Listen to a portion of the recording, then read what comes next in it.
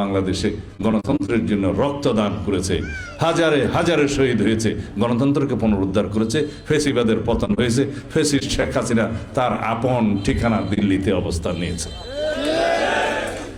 এই দেশে একদলীয় বাকশাল বিলুপ্ত করে বহুদলীয় গণতন্ত্র সৃষ্টি করেছেন 1979 সালে সাংবিধানিকভাবে তিনি রাষ্ট্রপতি জিয়াউর রহমান।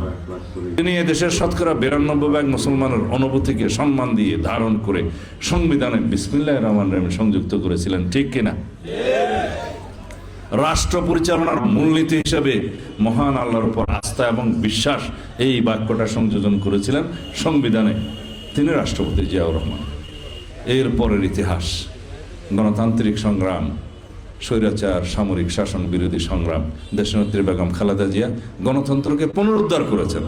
91 সালে সংসদীয় পদ্ধতির সরকার চালু করেছেন এবং 96 সালে জনতা দাবির মুখে তিনি এদেশের জন্য নিরপেক্ষ নির্বাচনের ব্যবস্থা করার জন্য তত্ত্বাবধায়ক সরকার পদ্ধতি চালু করেছেন। এগুলো আমাদের ইতিহাস। উন্নয়ন, নারী উন্নয়ন, দেশের উন্নয়ন, শিক্ষা ব্যবস্থার উন্নয়ন, অবৈতনিক শিক্ষা ব্যবস্থা সবকিছু তিনিই চালু করেছেন।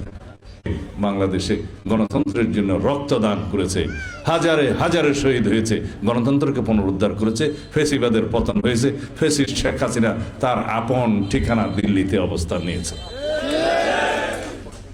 সুতরাং আগামীর বাংলাদেশে যেন কোনো রকমের ফেসিবাদের উৎপত্তি না হয়, উৎপাত না হয়, সেরকম বাংলাদেশ আমাদেরকে সৃজন করতে হবে।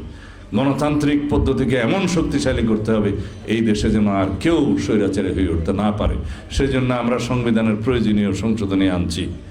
এদেশের মানুষের গণতান্ত্রিক অধিকার, সাংবিধানিক অধিকার, ধর্মীয় অধিকার, সমস্ত মানবাধিকার প্রতিষ্ঠার জন্য সেরকম একটি সংবিধান আমরা রচনা করব।